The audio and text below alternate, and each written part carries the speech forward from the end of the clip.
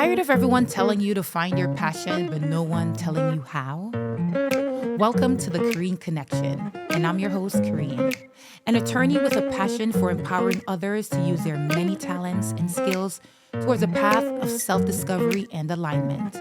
Join me as I share my personal stories, professional insights, and practical tips, and how you can connect the dots between what you're great at and turning your passions into purpose. Let's connect.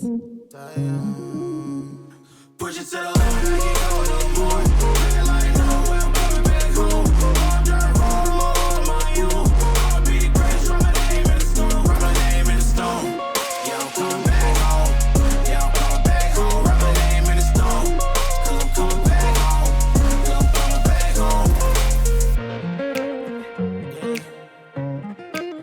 Hi, everyone, and welcome back to the Korean Connection. Today's topic, we're talking about art, agency, and AI. And I have a very special guest here to discuss those subjects, Mr. Vincent Ferguson.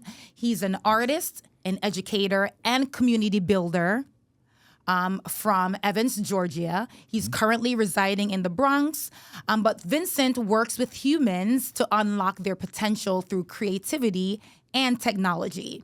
He specializes in social emotional learning by providing transformative experiences for communities and school environments. Vincent tours globally with his record label Higher Learning Music and facilitates cultural exchanges through music, film, and storytelling. He is a graduate of Morehouse College and a former Wall Street banker and a Harvard graduate from the School of Education. Vincent is fully expressed at the intersection of creativity, business, and community. Welcome, Vincent, to the Korean Connection. Hello. First of all, I want to talk about how I met Vincent and what intrigued me about him to invite him to come on the show. I think you guys are going to learn a wealth of information from him. But I met Vincent through a colleague of mine, and he was. Well, I didn't know what his participation was at the time, but I was going to a premiere of a film called Yaniv that was showing the film something in Manhattan. Yep. And while watching the film, I learned that Vincent was the editor. Oh, associate producer. Associate producer of the film. Yep, You also edited as well? No, that's not my ministry. But he was the associate producer of the film, and it's an amazing film, and I encourage you all to sort of check it out. Do you want to tell them a little brief snippet about what the film is about so they know? Oh, yeah. So first of all, appreciate you having me. You know, it's good to be here. And but storytelling in film, that's just one of my things I love to do. But Yaniv, so it was a friend approached me, was like, all right, I got a film project. Can you help us out? So I was able to negotiate something with the school I was working at to have the production happen on campus, like on the school campus. My students were involved, so I'm all about that project-based experiential learning. And yeah, we were able to tell a great story, like a full-length feature. And now it's been in over 60 theaters so far. Wow. And yeah, it's making some movements, but that mix of art, education, storytelling, so definitely like to support those things. Yeah, and that's definitely the framework that you operate in, the art creating that human experiences that create that sort of connection amongst people. Tell me, why is that so important to you? I'd say it's almost that thing where, I'm one of these people where my crew has always been self-contained as far as like equipment, music, or film. So yeah, I'm coming from the point of we never really had to wait on people. So if we wanted to do something, we just, all right, who's with us? We're shooting a movie, we're making a song, we're doing this. So it kind of comes from that. But naturally, a lot of the people that were involved just happened to overlap with education. So that kind of just became like a natural overlap. But I like it because, you can inspire people, you could tell stories, and then it's like you're able to be in our world. You can kind of visit what's going on with this, not have any context, and press play and hopefully discover something and getting some inspiration. Yeah, and a big part of the push is sort of this idea of exploring your humanness, right, and your capacity as a human. What sort of projects are you doing that sort of push people to their limits of sort of exploring their capacities? Yeah, so I'd say like people are like, what is it that you do? Right. I'll be like, my first title is always producer. So like I'm a producer in the sense where I make things, I can set the schedule and the pace of something to get created. So a lot of it, the initial groundwork came from being a music producer, just working with artists. Yes. So it's like, all right, what do you need to do with the artist to have them have the best performance, the most authentic performance? And so you're an artist yourself, right? I'm you an play artist instrument, myself. you have your record label, and you tour internationally doing that as well. Yeah, shout out Higher Level Music, Cousins the band. So appreciate all the bros that rock with me on an international level. Yeah. But that's the roots though, just like having, how do you get the best performance from a person to artist? So it's like it becomes artist development, almost like a self-development session, even if I have a short amount of time, because like subconsciously, if an artist didn't give their all, especially live, it's like, like they're cool and all, but I don't believe it. Right. So right. so that part where an artist or person gets to explore themselves. Yeah. And let me tell you guys, one of the most difficult things for me in bringing Vincent on the show is sort of narrowing down what is it that he does, because he literally does everything. And it's just that artistry in you that's super creative and limitless.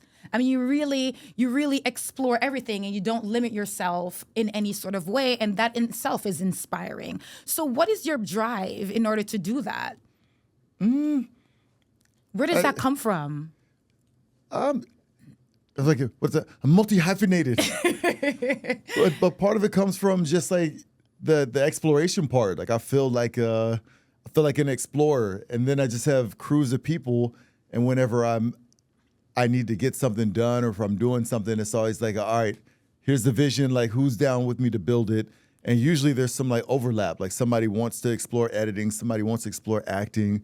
So like I'm pretty good at putting teams together. Yes. And then just like the scheduling or organizing. So like it's like, all right, everything is, I don't usually stress out or micromanage. So I let people kind of exist in their full capacity within the models, if that makes sense. Yes. Where it's like if you're doing something, I want you to be intrinsically motivated anyway to kind of be a part of it. Like, and so some of that, and then plus it's on some like, we have the power to create our worlds. So like I like this kind of world building, storytelling, like whatever else crazy could be happening in the world. But in this realm, like we get to create, like this is us. So him being the artist, now that brings us to the agency portion of the title. Why is it so important to you that as humans, we sort of foster this idea of agency, especially in the world of AI? Yeah, yep. Thank you for that question. And I guess like agency, almost like by definition or how I think about it, is like your ability to just make a choice, and like the awareness of the types of choices that you can even make. And so like especially like the schooling environment and some of the technology, I've always worked with technology. I've always been kind of like a bit of a hacker where like, how can I push the tech to the limit?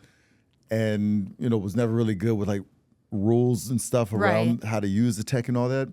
And so, but I've seen some of especially those ChatGPT, some of these things where people are just now putting in prompts and like, it's almost like mental atrophy. It's like, all right, like you're not thinking anymore. Yeah, and it's almost like that line of, all right, like what is the part where we need to keep exploring and like practice it. So so I currently have a venture where that's what we do. So Amplify the Human, where we put people through workshops, facilitations to create something. Yes. We might use AI, but it's like more of a augmentation than like a generation where it makes everything for you. Yeah. And before we get to the amplified human portion, which I want to definitely explore, I just want to get back to just the dangers of just prompting, right? Without being able to think. Where do you see that going if that's just sort of the projection of where technology is just naturally driving us? Yeah. So it's like two things, right? Because, I always told my students before, kind of some of this stuff hit, was that, it's about, it's like the person that wins is the person that can find the information the fastest. Yeah. So it becomes like the speed thing of how do you translate ideas and things with speed. But I think it's just a practice of, like who are it's like you can see the remnants of the people that kind of came from the old school that were writers, were the old school producers. Yeah. Because there's a like a tangible aspect to it where it's like, all right, if we didn't have all these tools, we'd still be able to do it. Yeah. And I don't want that to be lost. Right. That's kind of hard to measure. So it's almost like that thing of, it goes back to the agency. Like, at what point are you making your own decisions? Is your preference in there? Like, what part of it do you choose as like the human element that's important? Yeah. So I think it's like just being able to play along that line. Like, and I also think, especially in like music and expression, that people can get wild and get loose. Like, I don't even make my music perfect anymore because it's almost like the imperfections. It's like, the beauty of it. I recorded room full of people, like noise, like that, and like that's the essence where I think people are going to start just getting weirder. Yeah, which is right, because it's like we sort of live in a society where there are all these expectations, which equals to restraints, right? And so you create these. You're intentional about creating these spaces where you're inviting people to sort of explore that freeness. Yep. Right. Yep. And to sort of explore the limitless possibilities of just being and exploring something new. So talk to us about some of those spaces that you have created. Yeah. So some of it comes back to, I don't know, like, let's come back to my childhood. Your inner child. Yeah, my inner child. So my inner child got loose. It was like middle school, and I was watching, I was listening to Nirvana, and I was like, man, these guys, can go crazy, might do drugs, do all this stuff, and lead this wild lifestyle, and can still play instruments. Yeah. So we were all like, all right, we can teach each other how to play instruments. So we made a metal band in middle school. And the school just let us rock out, and people would just rage out, like mosh pits, like all the little teenage angst would just get out. But to kind of like see that and be exposed to, one, like a system just giving us the authority to just do what we want. Yeah. And like supporting us as we make this extremely loud screaming. We didn't have words, just screaming and right. stuff. But in doing that, like what did that foster within you?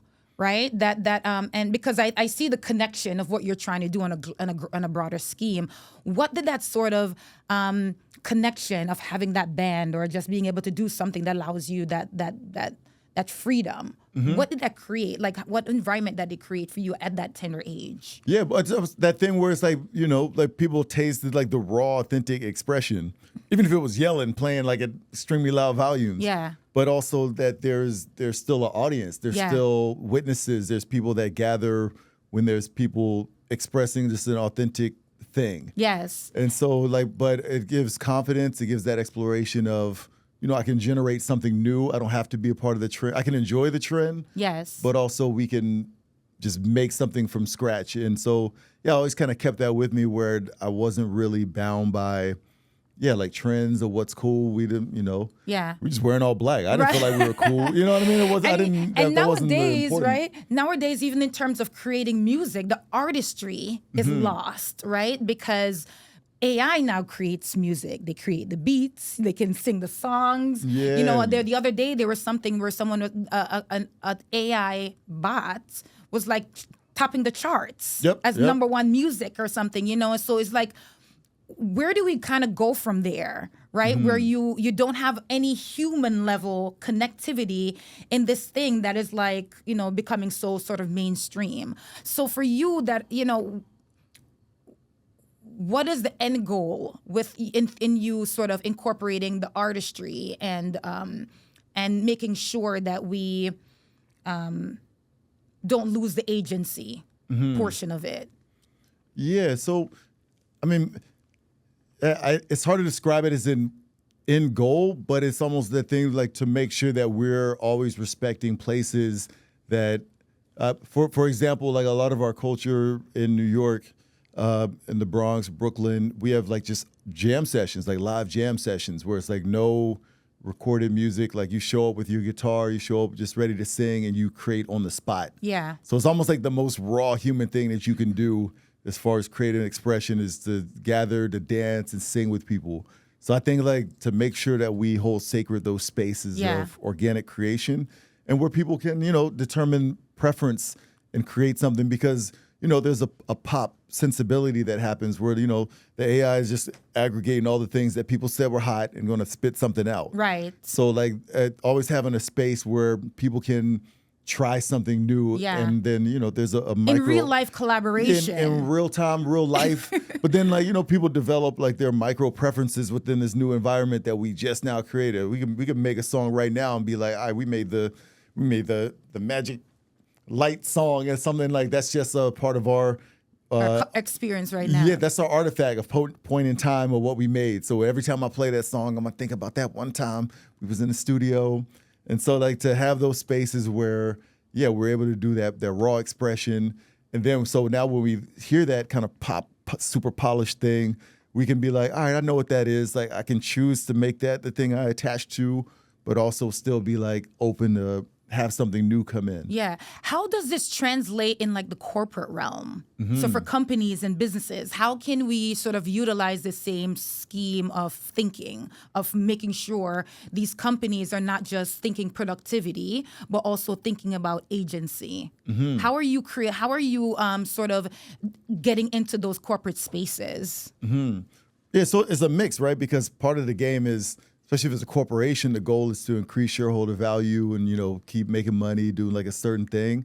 So some places it can be a little scary for the corporates to think about because, like not everybody wants people to be, out here free thinking. Right. Because for real, somebody might, for example, go through a workshop for a facilitation and might figure out that their corporate identity is not who they really even are. So there becomes, they can be a little threatening. Yeah. But especially if you're dealing with companies that are about innovation, it can open up to new things and new ideas and, certain, especially like, that's why I like to work with startups. Mm-hmm. Like usually like my current work, my targets are like startups, professors and teachers. But like, we're in a space where we get to innovate and make it up. Yeah. So when people are welcome to that kind of energy, then like, it makes sense for them. Yeah. And a big part of your ideology is sort of to push yourself beyond your own capacity and put yourself in these sort of transformative spaces. Yeah. So in you talking about even the corporate identity, being able to put yourself in a position to sort of look past that and push past that, right, is part of the work that you do. So how important is it for you to sort of have companies, startups, whatever, embrace these transformative spaces with employees? Yeah, I think it's important because, it's just imagination. And I think about, what kind of world do we want to live for the next, for our kids, for the next generation? Because, if according to corporate, they might not even need to talk and eat. They just take a pill and stay at their desk and work. You know what I mean? Like Yes, you're just churning out this thing, It's like a battery doing stuff. Yeah. And so it's like a mix. So in the far future, like we, hypothetically could be working less and be, let the robots do their thing. Right. And then like in the other end of the spectrum, the imagination might be different where it's like, it could be a threat with too many free thinking people, but also that thing where, it gives the imagination to rethink somebody. So I think some companies are just going to become dinosaurs. Yeah. Where it's like, if you relied on all these people to do stuff, now we can automate. And if you're trying to be a nimble company, I think it could all change. Right. So I'm on the side also where it's, one of my classes I took at Harvard was about that, shout out to Richards, but it was about, AI and ethics. So it's like, at what point is there an ethical dilemma? Because also you're dealing with corporate where the goal is to increase shareholder value and do these things.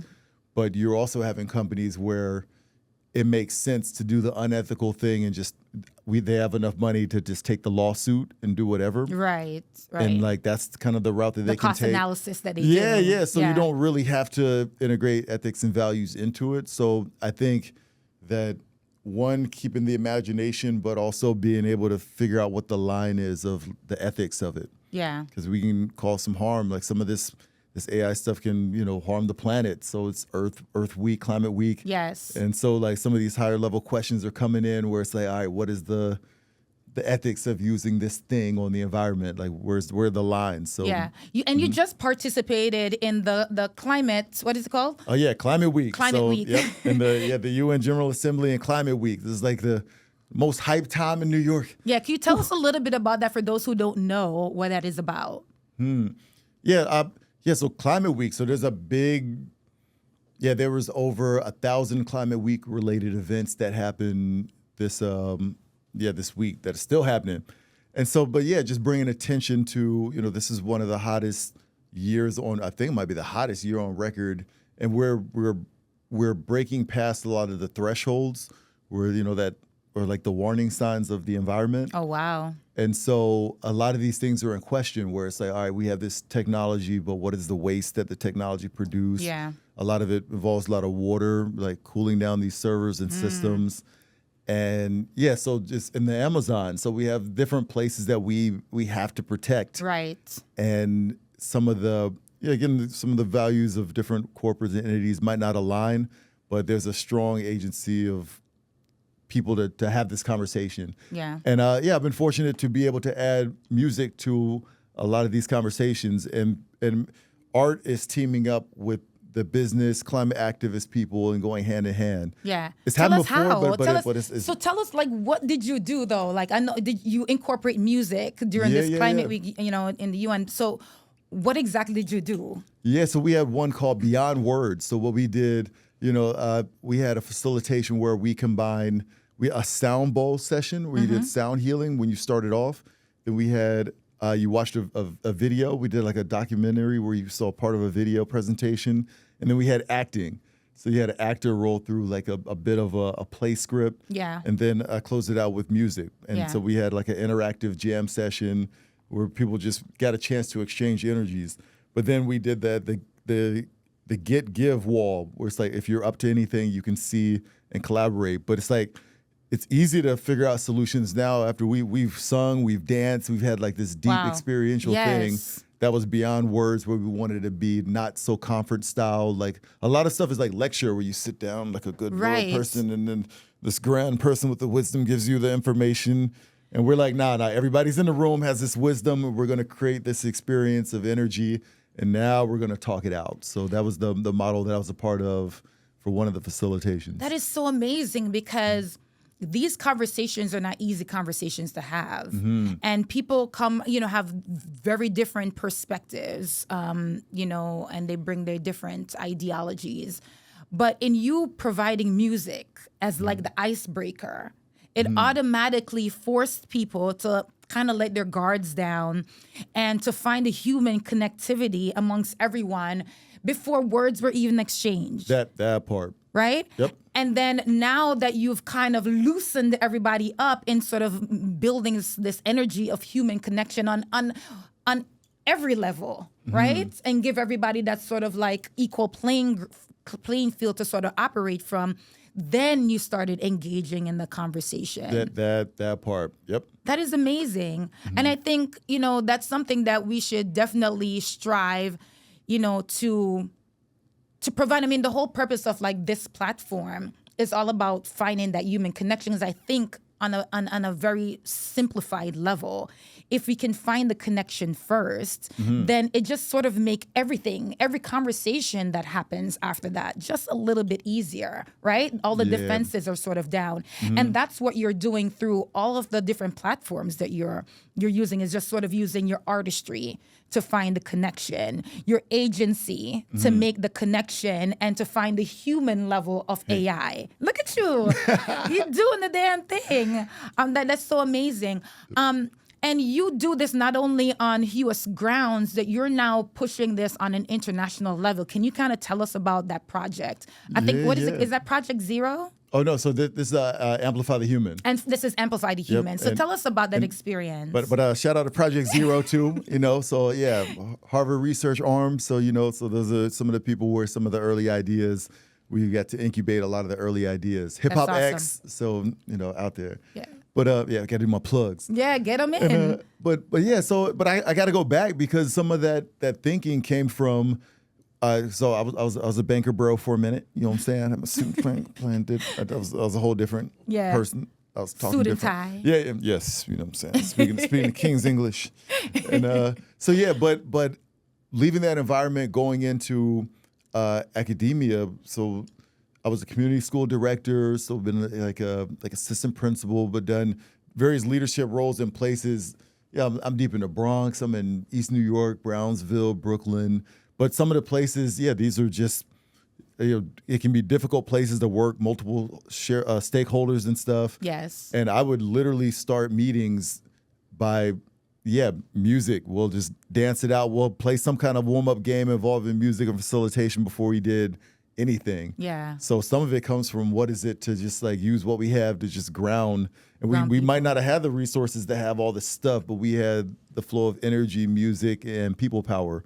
And so like now this is just like from years of finding ways to ground the environment that I'm in, this is like the evolution of it. Yeah. And you take this internationally. Oh yeah, so especially with Amplify the Human, we've been able to travel around a little bit. So part of the thing we're figuring out is, especially as educators, what does it look like? Because these kids don't have to write a paper anymore. Just put a little prompt, and now they got a 3-page beautiful paper with a bunch of little dashes in it. Right. But you know what I'm saying? You know the whisperings of the you ain't write this. You know the whisperings of it. Right. But it's still like people around the world are exploring what does it look like to be an adult interacting with youth that now have this like superpower. Right. You know what I'm saying? We had little water guns and they got lightsabers and like crazy tech compared to, what we might have had. So there's everybody trying to figure out, what are the human elements, what are the line, what are the ethics? And so to be able to have that conversation globally, I've been welcomed into a lot of places of innovation and technology, education. Yeah, just to talk about it in a fresh way. What places have you been to so far? What countries? So we were able to run a facilitation in Thailand, so that in Bangkok. So we were actually do it like it was partly on the radio too. So we were able to get some airtime, and so I had several DJs. Shout out DJ Klein. So we had people that were able to interact with us on the creative level and the education level through it, and also in Bali. So that was cool running that facilitation there. So again, that combination of artists and educators. Brooklyn. So we definitely ran some in Brooklyn. But and part of the locations that we do it are in recording studios. So where you have the aesthetic of a studio, gear and equipment out. But for a lot of people, it's their first time even being in that environment where you're like, what's happening? Right, the nerves. The nerves. But as far as location, sometimes it's just being able to pop into a space. So like Tokyo and at Taipei. So just being able to pop into the innovation centers and be like, all right, can we come back and do this thing? Wow. And now I have like an existing relationship. Yeah. First through the music. So you come in, with a guitar and vibes. Yeah. People just be like, come back to the little, makes it a little easier. I'm not a corporate bro. Like, let me, here's my pitch deck. And it's like, nah, we're going to rock out first and then kind of do it in reverse. Yeah. You see how chill he is? Like he literally is friends with everyone and has connection everywhere. And that was very apparent from the very first moment I saw you. Like everyone speaks so highly of you, and just talk about how you're able to just find you know how to connect ideas together. So because you are so open in terms of, with your artistry and you meet a lot of people, and then you're able to connect the dots between those people in order for them to carry forth with their passions and their purpose, right? Yeah. That's so amazing. And so like what is sort of next for you? Yeah. So next is, it's a combination, right? So it's a combination of raising my profile just as like a business person. So I'm also a board member of Social Venture Network.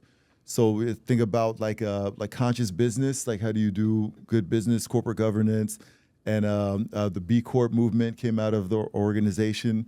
So it was cool, like even for Climate Week, it was a hybrid of going around as an artist, but also as a business person, connecting various stakeholders and people just because I have a good range of vision with the field. So more business connect, but yeah, man, this the rock star era, man. So it's also like I've been producing a lot of artists and being associate producer on a lot of stuff, but now like I'm touring and doing more work with my original ideas. So yeah, so V Ferg is my alter ego. You know, I'm V Ferg now. V-Ferg. Yeah, you know. That's so. So, What comes with V Ferg as opposed to with Vincent?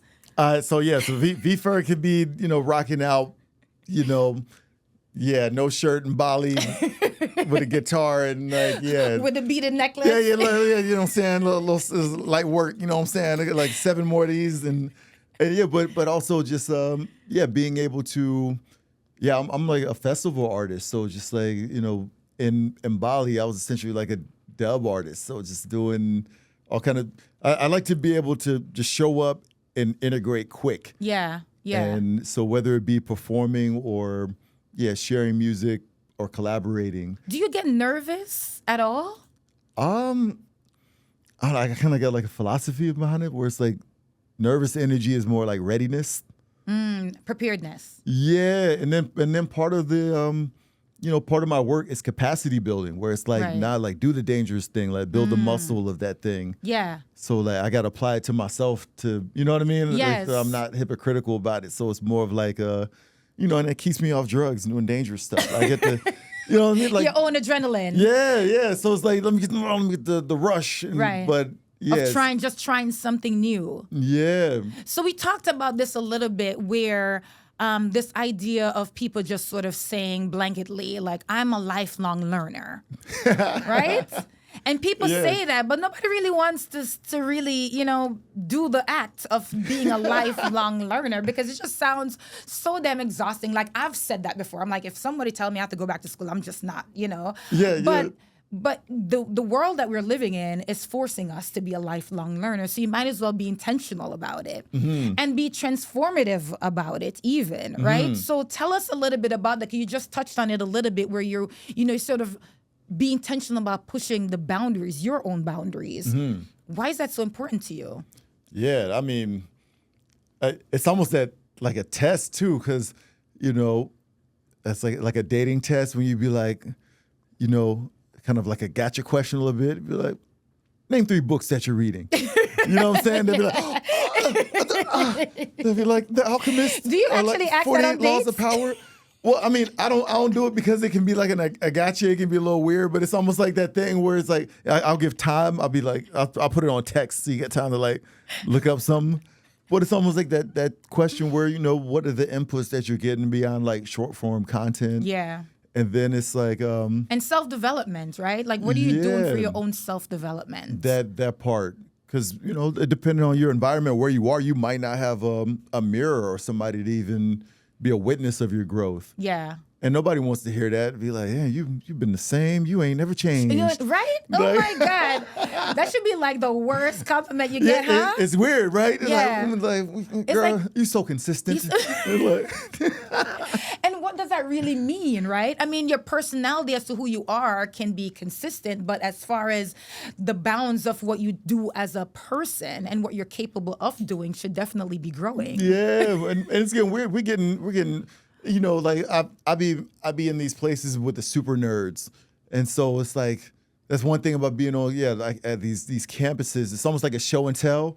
So it's like and people just show you if you're on the right camp, especially at MIT. They'll be like, I got a super quantum computer processor thing. It's like why wouldn't I want to know about this thing that's being built in the space, you know what I mean? That it's may like, potentially impact me in some way. I'm just saying this thing is making computational stuff in different dimensions at this point. Yeah. You know what I mean? Yeah. So it's almost like, and then even when we started off some of the master's program, it was like epigenetics. Yeah. So now we know that, trauma and various other forms of information are now carried within our blood. Like it's stuff that we might have been science fiction, but we got to start off with that, because now the whisperings of your own thought might not even be yours. Ooh. That could be from your grandfather if you didn't do the work to correct or practice agency. Boom, we brought that back. Brought it right back. Brought it back.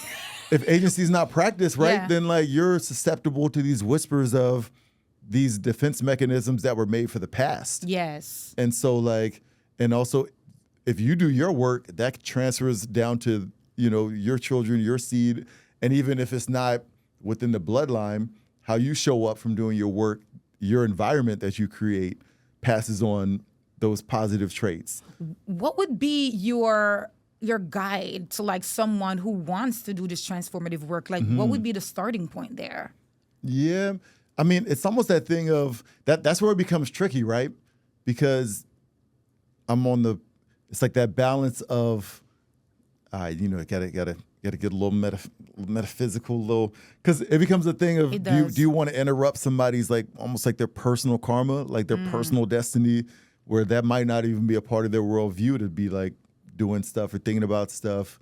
So I'm on the sense of, whenever you find somebody that's kind of that personality that's ready to like do some stuff, or even like on the edge, then it's like, all right, well, if you're even interested, here's the whole world. And so it's like, all right, if you're a lifelong learner, here's a thing. Here's what you can tap into. Yeah, and it becomes more about like, this is what you said was important, so I'm just giving you an option based upon what you said. Yeah. And even like in the work that I'm doing now, I'm more intentional. Before I was like, I can work with the world. But then it's like, now my stress level and my, the budget. The budget. But now like I've just like chosen, to connect with the rock stars, so the people that are already like doing stuff and building stuff. And I found like it's something where, it's almost like if you're in a room and you see somebody growing and building a supercomputer, you see the work that you see there before and after. Like that part kind of becomes contagious. Yes. It's like, I'm so saying, sort of that lead by example a little bit. Yeah, that same idea of put yourself in the room with the people where you kind of want to go, or where you want to see yourself going, right? It's something like that. Yeah. And you don't have to have it specifically, but I found, and I do it for myself, so I'm not just like, I don't even really like advice. It's like, all right, like this is what I'm doing. Like, if you're interested, here's a framework that you can use. So I think it's one, being around people that are doing something dangerous, like exploring, like building something, and it doesn't always have to be tied to almost like making art for art's sake, or like making decisions just because you can. Because if it's tied to an outcome all the time, then like the purpose is different. Now it's like it's this measurable thing, and the stakes are higher. Yeah. And so it's almost that thing of like, explore the things that light you up, like what gives you energy whenever you're exploring it. Yeah. And in doing this platform of connecting passions to purpose, a lot of times, and I've dubbed segments on finding the drive, because I think a lot of times people are having such a hard time just finding the drive, or even identifying what their passions are. So and you talk about that, where you intrinsically find the drive because you intentionally place yourself in these environments that inspire you. To do more, or to learn more, or, to create an impact in some way. So what would be sort of outside of just putting yourself in those sort of rooms? If you don't know anybody like that, I guess obviously you have to make some intentional steps to kind of find those people and put yourself in those places. Yeah. But what advice would you give to my audience in terms of being able to intrinsically find that drive? What should they do? Yeah, so I mean, like a lot of my context too is like adventure mode. It's like my personal context was like, I might get bored easy. So it's like, all right, what is adventure mode and new neural pathways? So even something as basic of if you have, because sometimes routine even in itself can create that mental atrophy where like you just appeared at the bus stop, you didn't even think about it. So it's like, and you went to work, you don't even remember what you did during the day. So I would say something as even as going a different route to work, like walk that extra step to that next bus stop that you don't always take.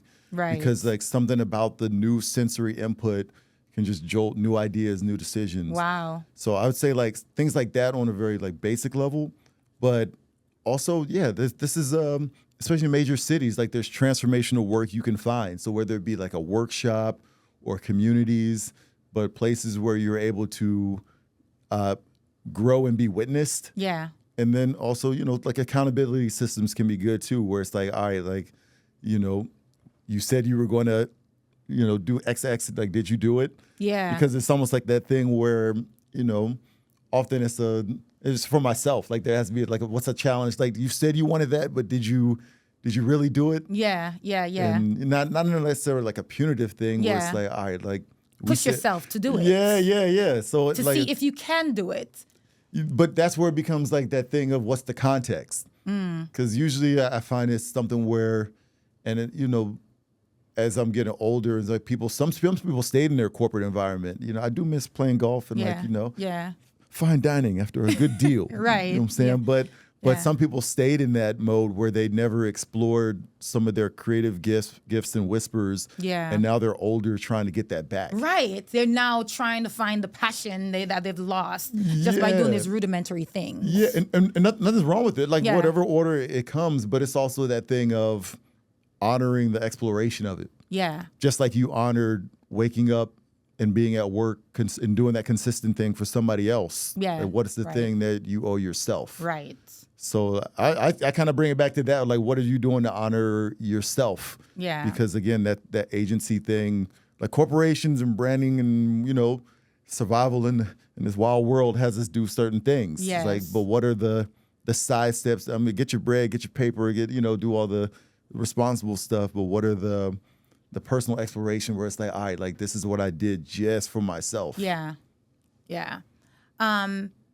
That's amazing. As you're talking, I'm like thinking about all the ways I can take different routes to spur Yeah. different ideas. And it's so important nowadays, especially with technology, that you really try to be intentional about making sure that your ideas are really your own, right? Crazy. Right? And not only that, just finding a way, just using, not just discounting AI. Obviously, we're obviously not saying that. It's sort of using AI to sort of elevate, perhaps, the thought or, help you develop the thought. But the thought, you have to be conscious about the thought originating from you and maintaining that sense of agency. So you maintain that the human side Yeah. of things. So, how are you? You mentioned that you were an AP. That you're involved a lot in sort of like children, incorporating children in sort of experiencing in these transformative spaces. How are you being intentional about having facilitators? I know this is a part of the work you do, is to train facilitators to sort of incorporate inside of the classroom this idea of transformative work. Like, what are you doing in that space for these facilitators? How do you do that? As far as the training? The training, yeah. Yeah. So, it's a good question because part of it for me is like, that's the secret sauce where like you can't take my business ideas because like we're the facilitators. Like, so yeah, I view it almost like a sacred art where we're like the Professor X's, like we're the wizards. We're the people that be like, you know what?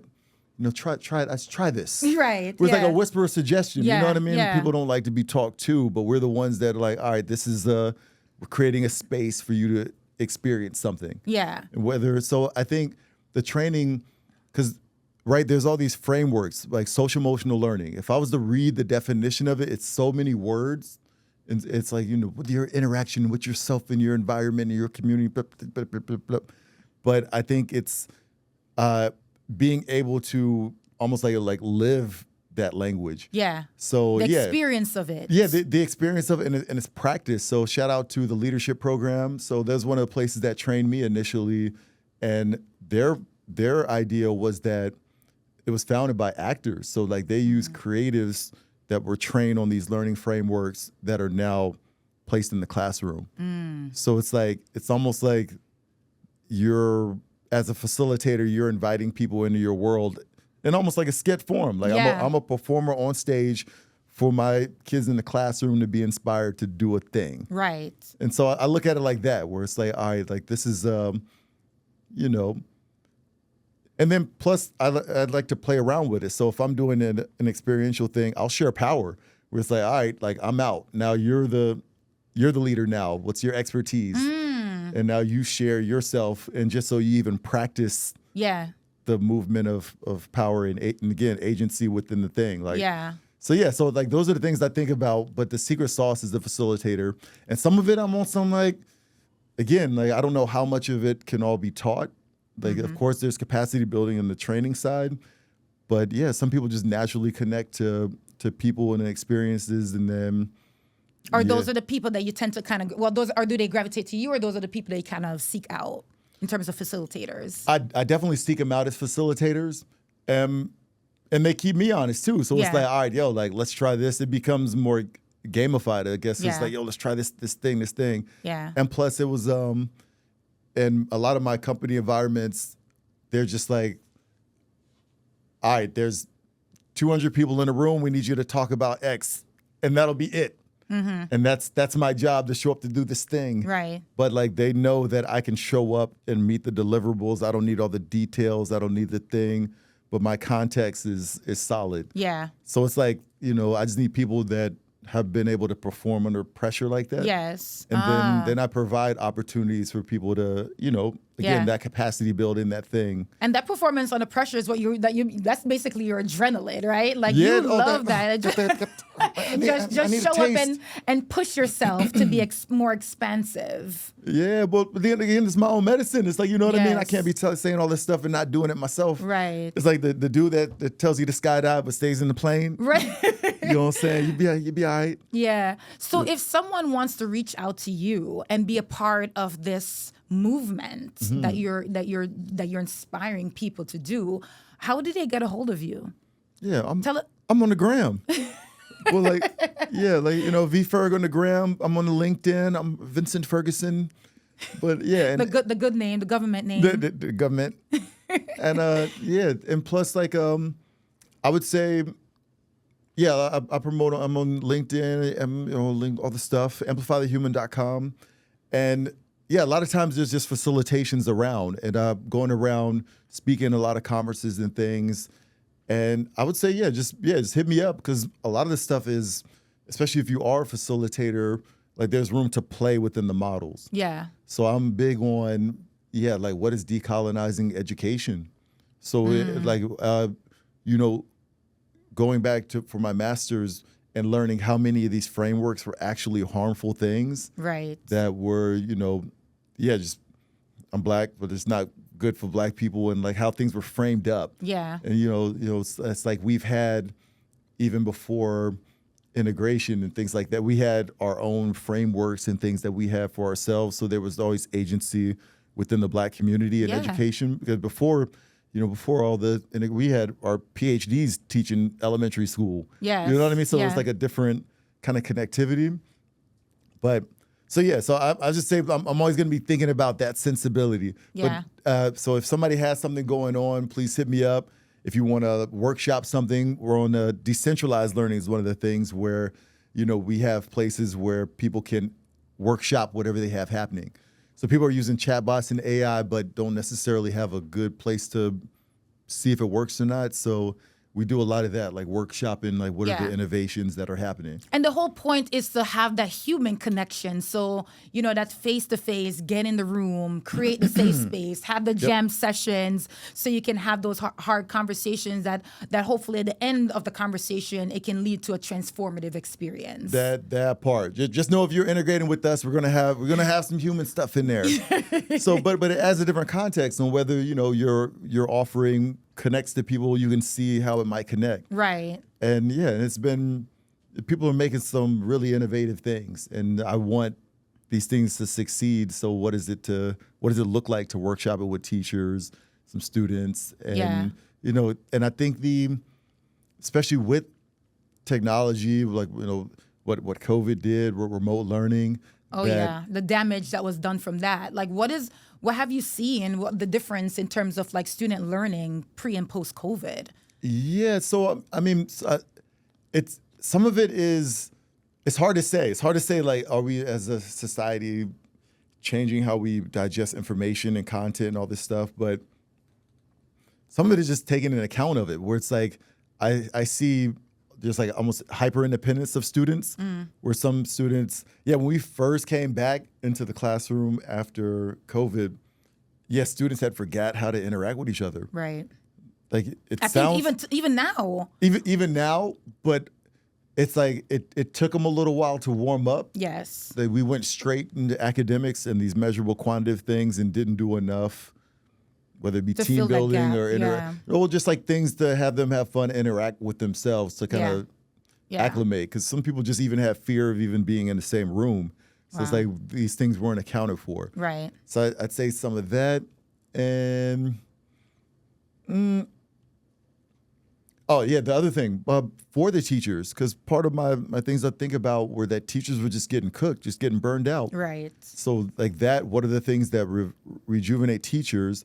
And then I've dealt with educators where I have students come back to me and they don't like their teacher, but sometimes it's like that the teacher just might not have had a chance to, they just didn't have the skills to connect deeply with the student. Yeah. And it might even be because, personal stuff going on in their head or whatever, but it's like they don't even know the real personality of the student. Yeah. And it might not be important depending on your academic environment or whatever, but it's like to connect. And how first. important it is to, especially in a classroom setting. I mean, this is like a non-tangible thing, but to being able to connect with the person who's providing you with the guidance is super important in terms of how you would take in the information, right? There's no connection. You can't connect. You can't see the relevance in it, right? Then you're dismissive of the information. You're not really gaining anything. You're not growing from the information. And I think that's the missing link. That part. And remember, social contracts have been broken. Yeah. So it's like now they said you go to college, you go to school. So these are students that are in high school seeing their college graduate big brother or sister not have a job. And so it's like, why do I need to believe you, mister? I see what the world is. Like, I'm reading all the reports like you are. Like, these kids are in real life. They are. So it's and they're almost very like, knowledgeable. Yeah, what? Like a New York 14-year-old is really 26. You know what I'm saying? Like paying bills, raising kids. Right. You know what I mean? Like, Totally. They got real struggles. So it's They like do. to have a shell of a person giving them information when they could connect to the person to person. Right.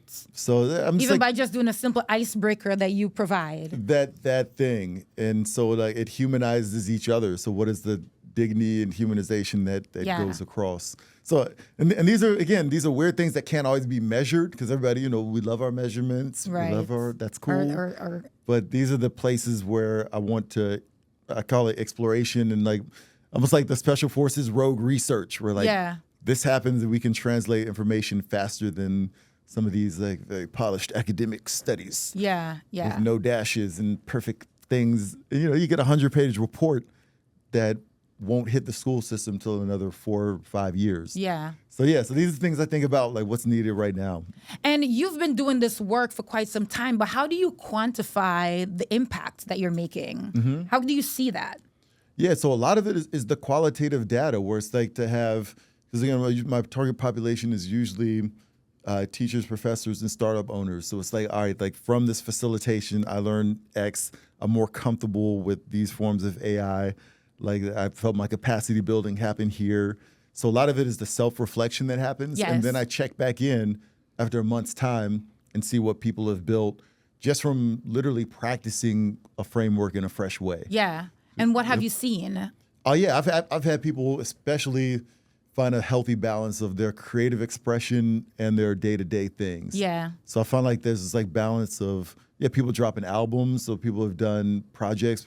People have started other startup companies based off of just spending genuine time together. So you definitely see an increase in that artistry and that agency after your workshops. Definitely. And then it's something about, again, it's not meant to be for everybody. Some of this work I'm looking to work with the rock stars, those people that are making moves already.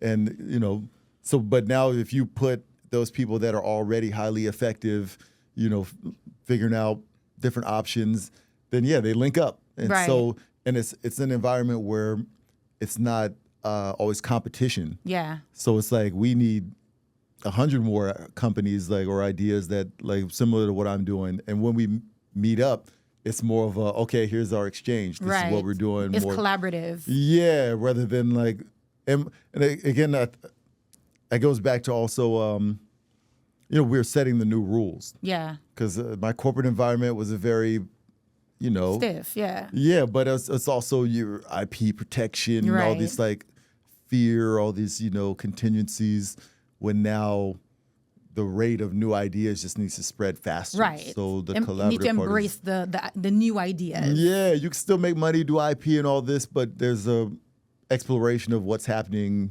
yeah, we need to just be more curious and have more things going that are, touching that. To be more curious. And I think that is the goal, right? To be able to to be able to find inspiration intrinsically by being explorative and pushing yourself and your limits to make sure that you are you're not just staying the same, right? You ain't changed a bit. You ain't changed in all these years.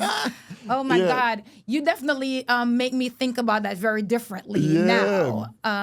So thank you for that. And I hope that you guys are taking that as insulting as you should be. You know? Yeah. You want to push the limits and you want to push the bounds because, our capacity as humans are that great. I mean, AI, we created that.